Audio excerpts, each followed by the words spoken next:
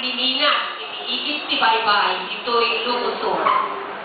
Kinontrata, dagiti umili ang mateknan.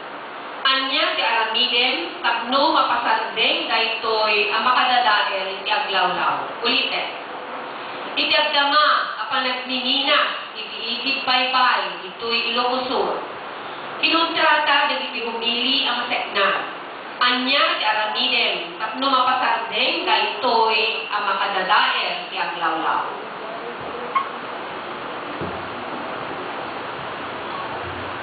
Siya ka po nung pagkasata na makiko-opening at DNR. Kaya ito rin yung ibalak na pila po, itong apay nga nita, nung numara po kontrana nita pinagmimina. Tumulong ako rin yung grupo, yung ahensya ng gobyerno makasardeng nita.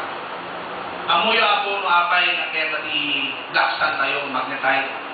Yung bagay din ko, na di magnetite, blackstand ti Ilocosur, kiti mesa, kapintasan, kentero lobong, kapot ang so, the main ingredient, punada nga platinum.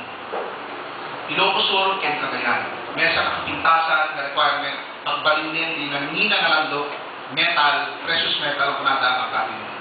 Tira Amerika po, nagsimple. Nakapatangkumet na po ni Apo Eric Acosta, na barbari sumukat ng DNR. Di ko na po kay Koyowik Sona. Keso, mga man na saan ng pribadong sektor, kaya na Koyowik Sona, at local and international press na umuna ilarami naman din nagkantan sila na dumang applications about having a small scale mining legally. So ito na natuto tiyempo na at ma-verify na amin wag na illegal nita umaydan to ako umaydan to ipasartin nita.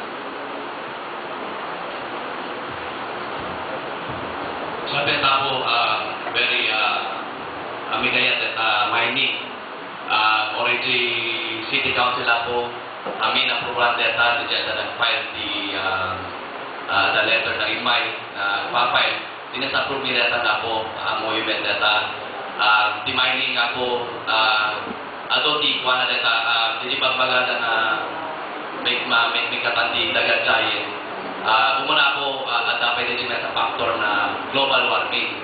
So kita tayo ako kinapadasa kon na disapprove data na po si City